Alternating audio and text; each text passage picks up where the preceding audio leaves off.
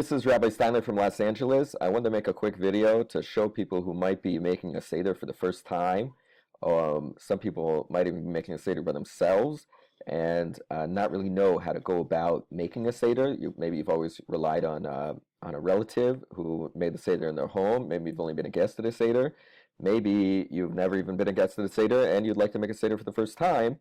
So there's a number of resources online that I wanted to show you, and I also wanted to show you some materials that you'll need for a Seder. So the first material, obviously, that you'll need for a Seder is a Pesach Haggadah. Now, there's many types of Haggadot out there.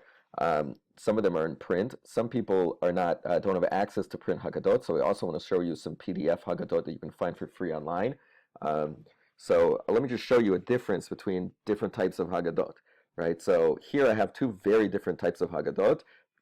This one, Encyclopedia Talmudit, right, is a very in-depth, commentary-heavy Haggadah.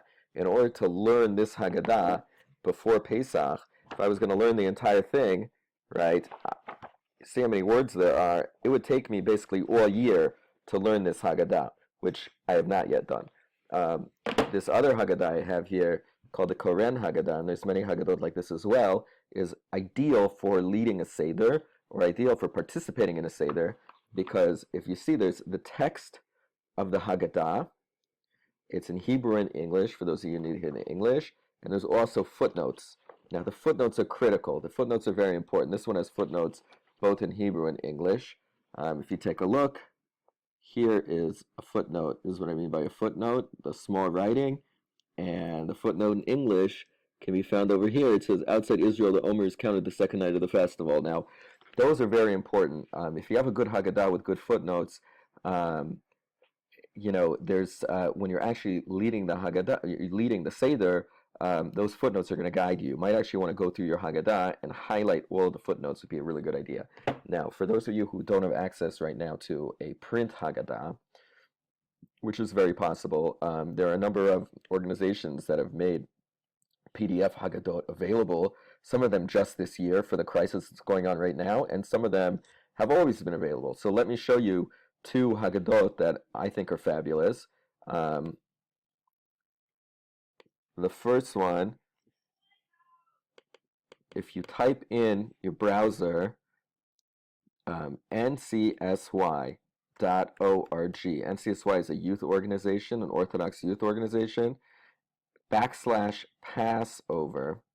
Okay, it will take you to a website with resources for Passover, and you'll see some of them were made just for this year. The Quarantine Haggadah, it's a youth organization, so they made a Haggadah just for this time of quarantine.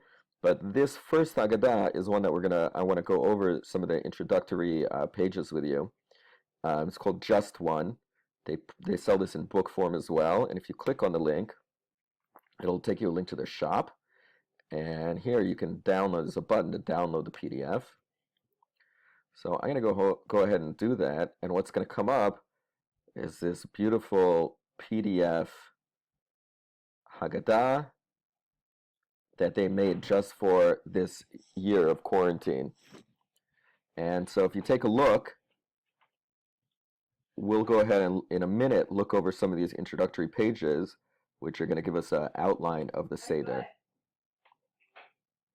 Okay, so there's another website that I wanted to show you. So let's go ahead and type in Chabad.org. Now, Chabad.org also has a bunch of resources for Pesach every year, but they also have resources that are special for this year. If you go ahead and look, there is a COVID-19 Passover resources link that pops up right when you go to Chabad.org. And if you click go, it'll take you to a list of resources that will be indispensable. Everything you need to celebrate during Passover, during coronavirus. And that's, like I said, indispensable. Here are coronavirus next year Seder plans.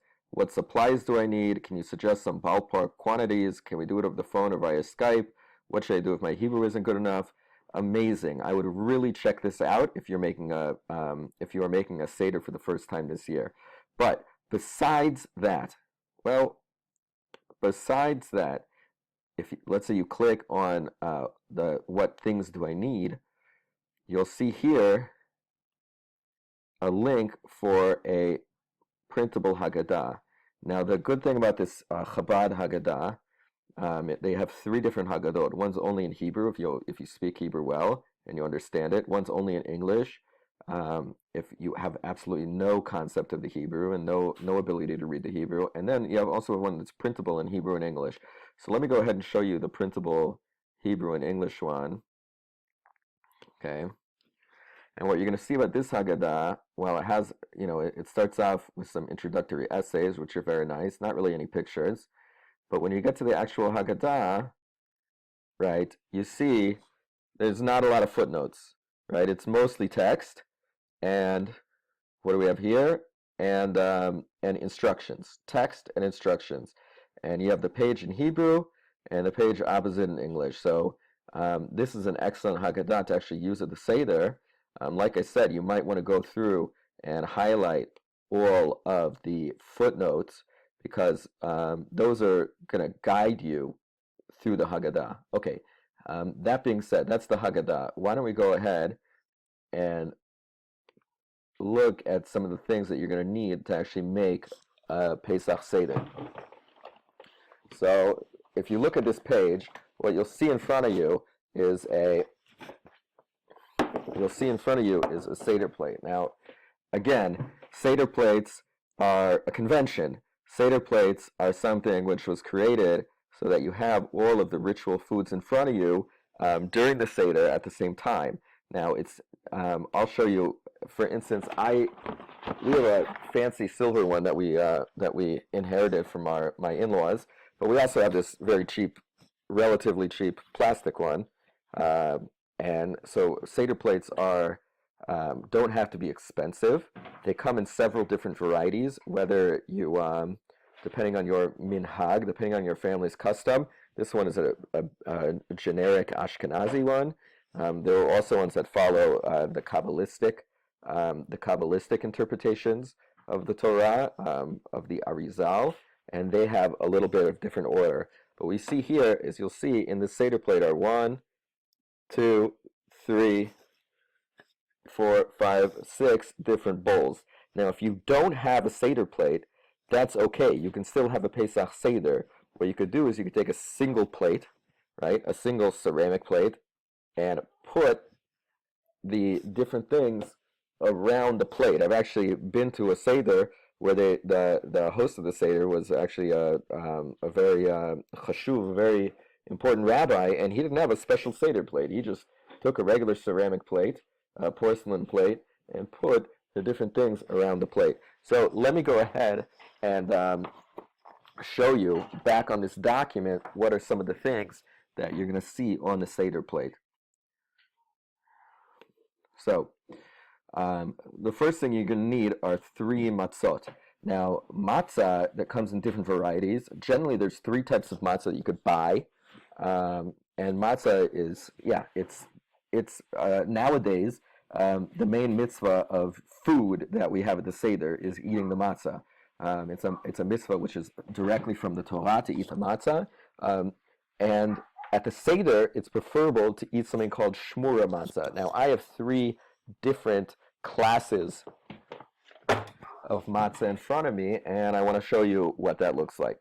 So this is a box of what we call shmura matzah, hand shmura matzah, right? Now, shmura means guarded. And if you see here, it says matzah shmura avodat yad. It's hand shmura matzah, guarded matzah.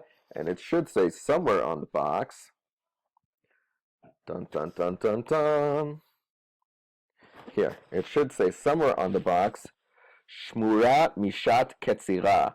It's guarded, it's protected from the time of the harvesting of the wheat. That means that from the time of the harvesting of the wheat has been protected, made sure that it does not come in contact with any water. Because obviously, when wheat comes in contact with water, then what you have is chametz, right? And that's something not only that is not kosher for matzah, it's the opposite of matzah. It's something which you're not allowed to even own on Pesach. So that's the first type of matzah, is hand shmura matzah, and that's the most preferable type. That particular box I showed you, we ordered from Costco, and it arrived from Costco in that box. We bought, just to be safe, you need three. Sometimes they're broken in those boxes because they're delicate and they're handmade. So we went ahead and bought 2 boxes of that hand shmura matzah for our 2 sedarim. In my family, we have 5 people, so that should be plenty. Now, another type of matzah that you'll find in the store, this one actually we saved from last year. Matzah doesn't get stale, by the way, in case you were wondering. Also says shmura matzah, also says shmura mashat ketzira.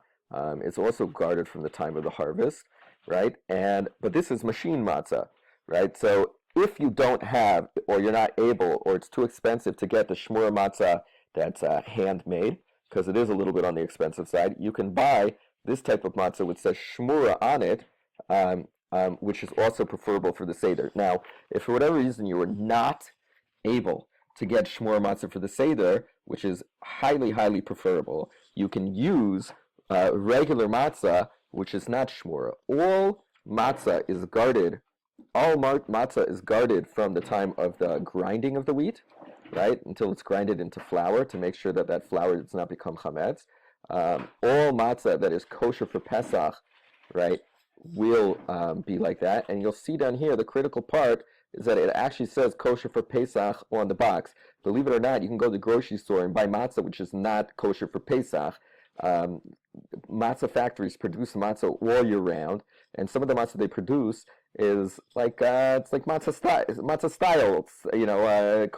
kosher for Pesach style matzahs, right? That are mixed with other things, eggs or other things, and those are not kosher for Pesach and not kosher for the Pesach Seder. So this is the worst case scenario: is you use a box of matzah that says kosher for Pesach, and it should also be printed on it what year it's kosher for. This one says Passover 2020.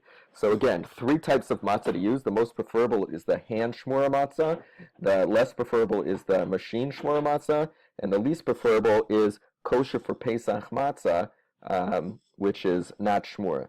Okay, that's matzah. Let's go ahead and go back to our Haggadah and look at some of the other things you're going to need. Now, on the Seder plate, here's an arrangement. On the Seder plate, you'll see there's a number of things. There's a roasted bone that we call the zroa. Now, this roasted bone reminds us of the Korban Pesach that we used to eat in the time of the Beit HaMikdash, and that goes at the top of the Seder plate. A chicken bone is fine.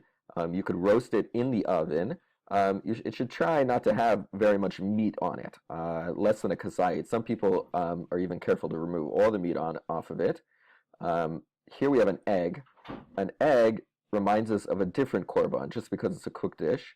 Reminds us of a different korban called the korban chagigah, which was eaten as the main part of the meal during the Pesach Seder when we had a Beit HaMikdash. And any kind of egg, it's customary to have an egg, to hard boil the egg and then roast it lightly over a gas burner. You could probably do it on an electric burner as well, just to give it a roasted appearance. That's generally what I do with a roasted bone as well. I cook it in the oven and then roast it gently, lightly over a gas burner with some tongs, and that gives it a roasted appearance. Although the main important thing about that is that they're cooked, right? They're 2 different cooked dishes. Here we have lettuce. Lettuce is what stands for maror. You see here, it should be romaine lettuce, right? It should be romaine lettuce. Obviously, you're going to have to check it for bugs. Make sure that there's no bugs. Something very important with all leafy greens in keeping kosher. Okay, and that's going to go here on the Seder plate. Now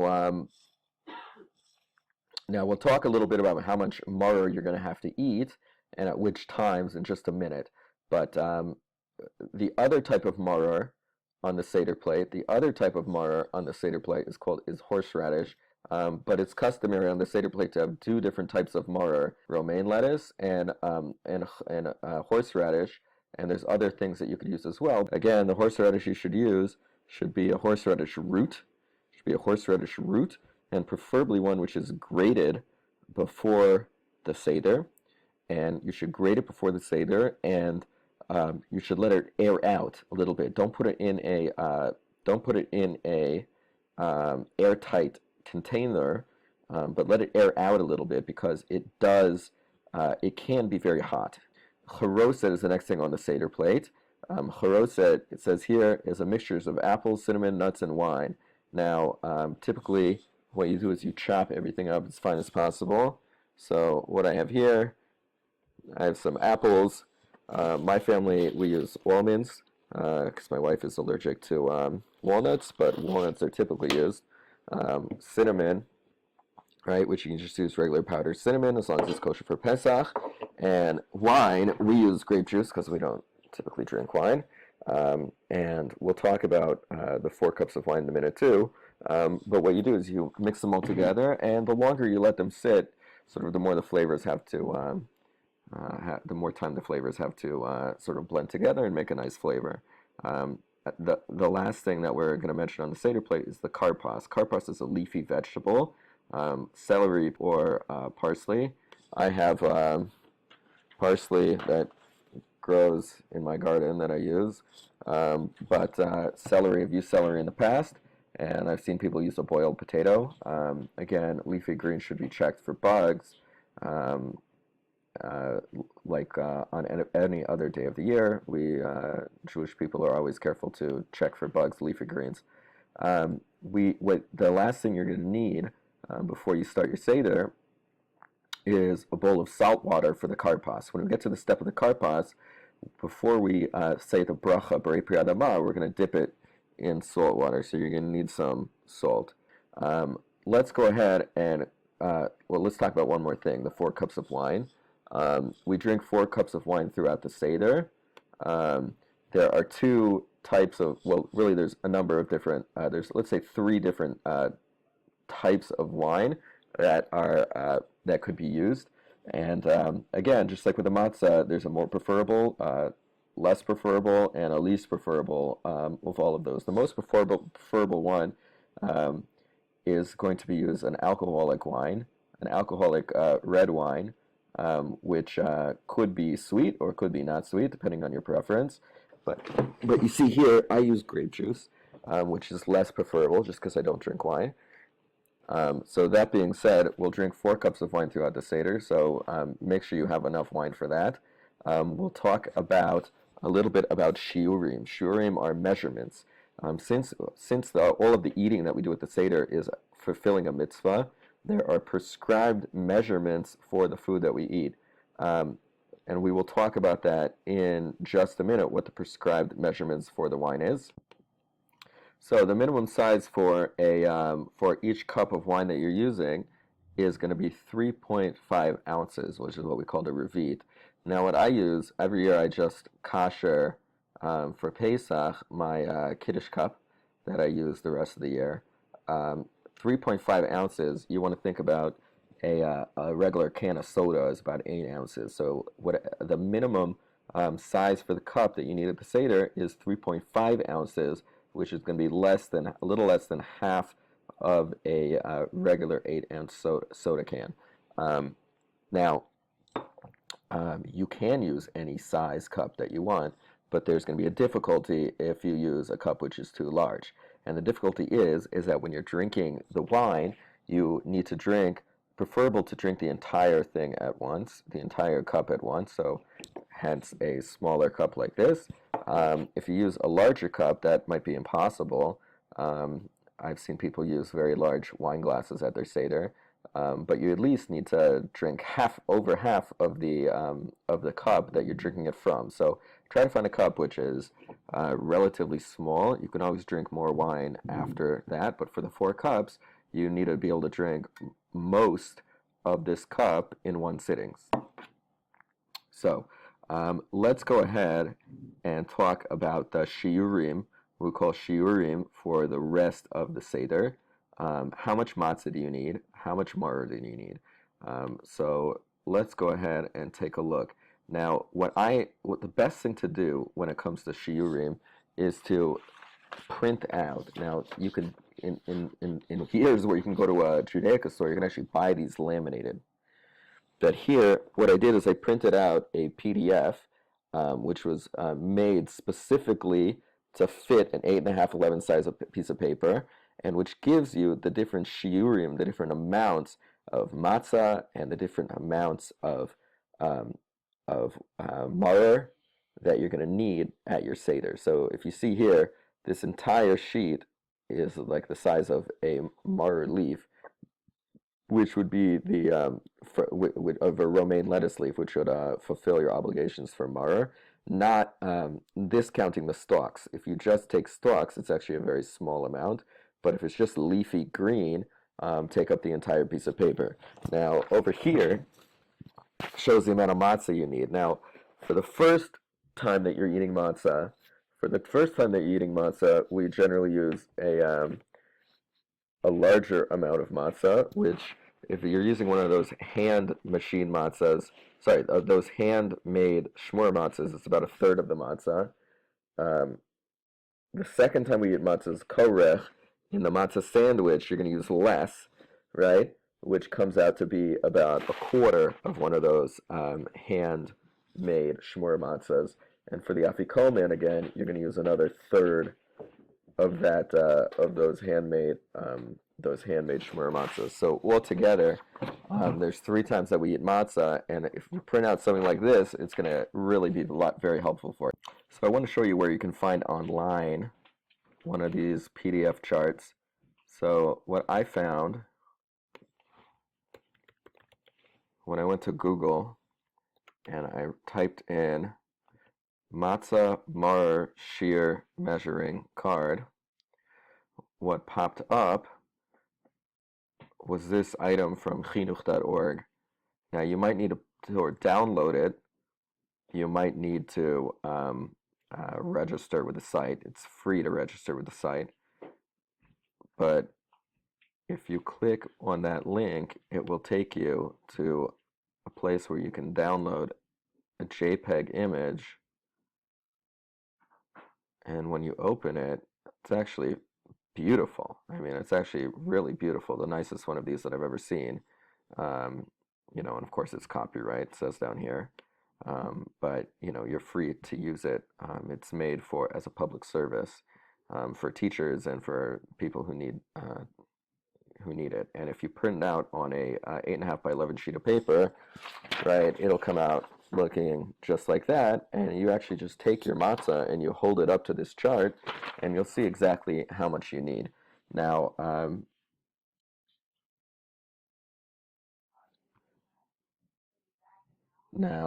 let's go ahead and return to our Haggadah and quickly go over the instructions to the Seder. Now, this again is from the NCSY Haggadah, and we're just going to quickly go over. There's 14 or 15 steps depending on how you count the steps of the Seder. The first step is Kadesh, right? Kadesh is saying Kiddush, right? And you'll see in the Haggadah, you'll see the text of the Kiddush, and at the end, you'll drink the first cup of wine. Now, when you drink the first cup of wine, anytime you drink or eat during the Seder, except for maror, you want to lean. You want to lean while you're eating. That's a sign of freedom, right? That's a sign of freedom. So I'm going to go ahead and show you how I was taught how to lean by my rabbis in yeshiva, right? You're going to lean to the left. So I was taught by actually a very eminent scholar, eminent rabbi in New York. So the best way, when you lean, you have to lean on something. You can't like lean in air, right? You actually have to lean on something physical. So he taught me to turn my chair, right, with the back facing the side so that I could go ahead and lean like this, right? Lean like this on the back of my chair while I'm eating. And again, that's just a sign of freedom, right? That's a sign of freedom, and that's why we do that while we drink. So that you're going to drink after you make kiddush. You're going to go ahead and drink your first cup of wine. The second step is urchatz. Before we eat the karpas in step 3, we're going to wash our hands like you would do for hamotzi, except you are not going to say a bracha, right? Because we're not actually making hamotzi. So the way that we're going to do it, right? This is a cute cup that was given to me by a student, but pretend this is a washing cup. Once on the right, twice, 3 times on the right, and once, twice, 3 times on the left. And now you have washed your hands just like you would do for hamotzi, except without a bracha. The third step, you're going to say, the third step is karpas. So you're going to go ahead and eat that leafy vegetable, whether it be parsley, whether it be celery, or even a boiled potato. Okay, and you're going to follow your Haggadah, and karpas, you're going to dip in your salt water, and of course you're going to say a bracha beforehand. The next step of the Seder is yachatz. Before we tell the story of leaving Egypt, which is the longest part of the Seder, the Magid section, step 5, we break the matzah as a sign of slavery, as a sign of poverty, to show that we're poor slaves.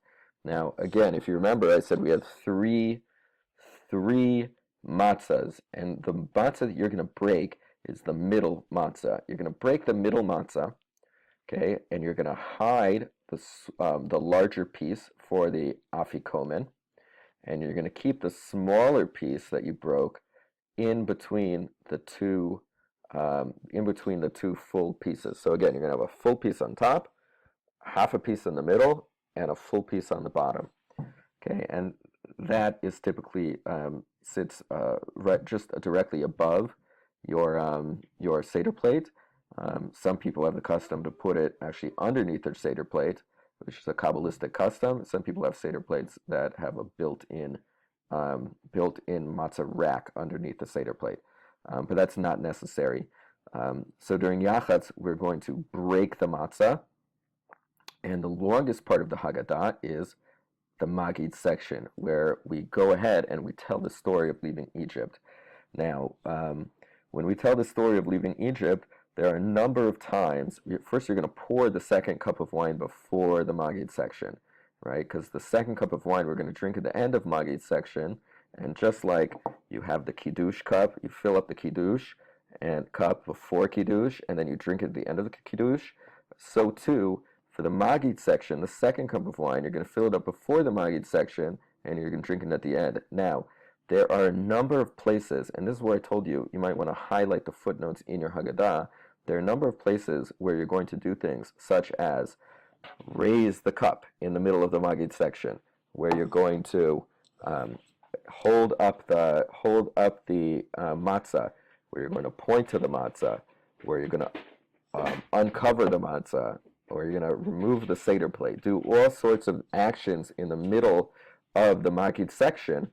Okay, so you're going to really want to follow closely the notes inside of your Haggadah. And like I said, you might want to actually go over the Haggadah before the Pesach Seder and highlight everything. At the very end of the Magid section, what you're going to do is drink that second cup of wine. And you're going to do that the same way as you did before, by turning your chair and leaning on the left side and drinking it. So after we drink the second cup of wine, we're going to start the more regular parts of the meal, the Yom Tov meal. Step 6, Rachza, is washing our hands with a bracha for hamotzi. The bracha, of course, Asher Kidshanu Savitzvanu Am Tilat Yadayim, can be found in your Haggadah, as well as the way that you wash your hands. 1, 2, 3 on the right, 1, 2, 3 on the left. Okay. For motzi and matzah, there's special instructions in your Haggadah how to hold the matzah at the time of the 2 brachot. There are 2 blessings that we say over matzah at the beginning of our meal. The first one is the hamotzi bracha that we say over all bread throughout the year. And you're going to hold all 3 matzot together when you're saying the hamotzi bracha. And you're going to see in your Haggadah, the instruction is going to be, before you start the special blessing over the mitzvah of eating matzah, you're going to drop the bottom matzah onto the table. And so you're just going to be holding the top full matzah and the middle broken matzah. when you say that bracha. Afterwards, you're going to use your shiur chart, your measurement chart, to eat the appropriate amount of matzah, where it says motzi matzah, right, which is about a third of a hand shmura matzah. Step 9, maror. Of course, when you eat the matzah, you're also going to lean while you eat it. So you're going to turn your chair, lean to the left, and go ahead and eat your matzah. Now for step 9, for the maror, okay, you're going to take your romaine lettuce or your horseradish or a combination of the two, okay, and of course you're going to measure it out, and you're not going to say a B'rei Pri Adama bracha. You're only going to say the bracha over the mitzvah of eating the maror before you eat it. Okay, and what you're going to do is you're going to, at this point, dip it in the charoset, and all these instructions should be in your Haggadah. You dip it in the charoset, and you should shake off any charoset that's left on it, because you really want to be tasting the maror. You don't want to be tasting the charoset. Okay, and then you're going to eat the maror. The maror, since it symbolizes slavery and the leaning symbolizes freedom, so we don't lean while we're eating the maror. It's the only step. It's only eating at the Seder that we don't lean for. The step of korech is going to be step 10. And after we eat the matzah separately and the maror separately, so we're going to eat them together in a sandwich. And the reason we do that is because in the time of the Beit HaMikdash, that's the way it was typically done, is that you would make a sandwich with matzah, maror, and the korban pesach, the lamb or the goat of the pesach offering, okay, and eat them together, And of course, there's a little bit of a recitation that you say before you eat the korech, okay, and that's step 10. Step 11 is the meal. Now, some people have a custom to eat hard-boiled eggs at the beginning of the meal, but it's not required. In fact, the most important thing to know about the Yom Tov meal is not to eat too much, because you want to save your appetite for step 12, which is tzafun. And the step of tzafun is eating the afikomen. So if you remember, at the step of urchatz, not the step of urchatz, the step of yachatz, okay, we broke the middle matzah. We took the big piece of the matzah and put it aside for the afikomen. So now, on step 12, tzafun, we're going to eat the afikomen. Okay, we're going to eat the afikomen. And that is another mitzvah of eating matzah. According to some, it's the main mitzvah of eating matzah.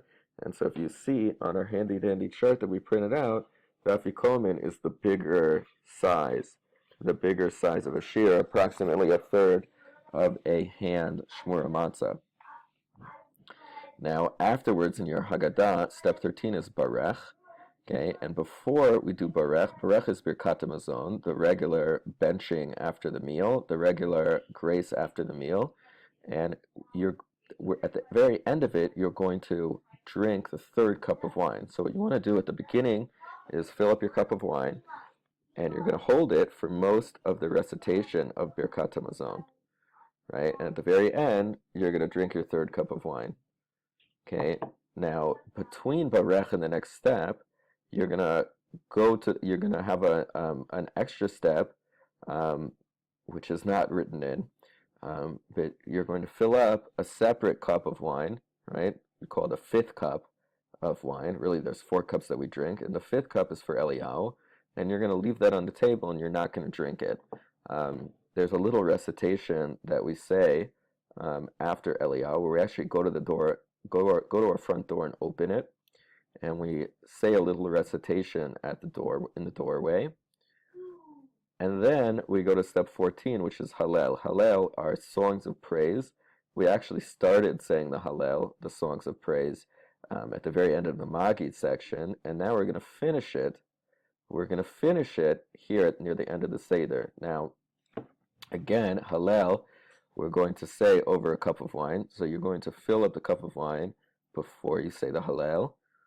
Then you're going to say the Hallel, which can be quite long. Okay, and at the end, you're going to drink the 4th cup of wine. Okay, obviously, like all the other cups of wine, you're going to be leaning to the left. The very last step of the Seder, now, that's a cute little icon, a little Z, because most of the time, by this time of the Seder, you're quite tired. But the very last step of the Seder is Nirtza. Step 15 at the very end is Nirtza. And in Nirtza, there's a whole collection of songs that have been put together, starting with Chasal Sidur Pesach, a recitation, a lot of people sing it, that we've completed the Seder according to all the steps, followed by a whole number of fun songs that are usually sung into the night, songs of praise to Hashem, etc. So that is our 15 steps of the Seder. So again, let's go over really quickly what we've seen in this video. At the very beginning, we talked about Haggadah, right? What kind of Haggadah you should have, and we found links to download printable Haggadot, two different ones, this one here and the one on Chabad.org. After that, we talked about the matzah and the other things, and the Seder plate, and the other things that you'll need on the Seder plate, including the 4 cups of wine and what sizes of things. We also talked about where to find a printable shiurim, a printable measurement chart for the different mitzvot of eating that we have at the Seder. And lastly, we went over the 15 steps of the Seder in brief. Now, of course, when you actually go through the Seder, you're going to be reading the Haggadah, and you're going to follow very carefully the steps of the Seder, the instructions of the Seder that are written in between the words of the Haggadah. Just to show you one more time.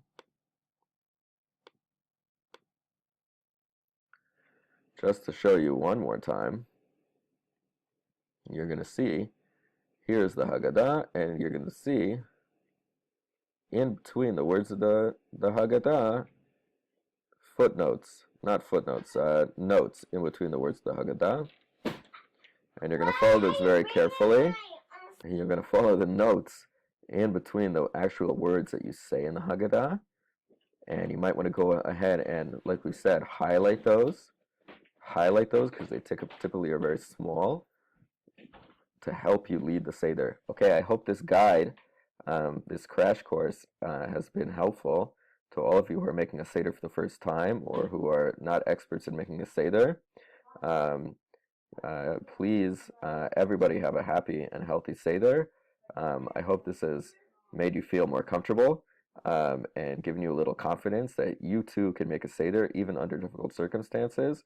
And like we say at the end of the Seder, L'shana haba b'Yerushalayim, in the merit of this Seder and in the merit of all the hard work we put together this year to make a Seder, Mashiach should come speedily, and next year we should be eating our Seder in Yerushalayim as an entire nation. So we might be alone this year, but next year we should be together, the entire Jewish people in Yerushalayim, observing Passover the way that we were always meant to observe it. I want to give everyone a bracha that you have a Chag Kasher v'Sameach, and thank you very much.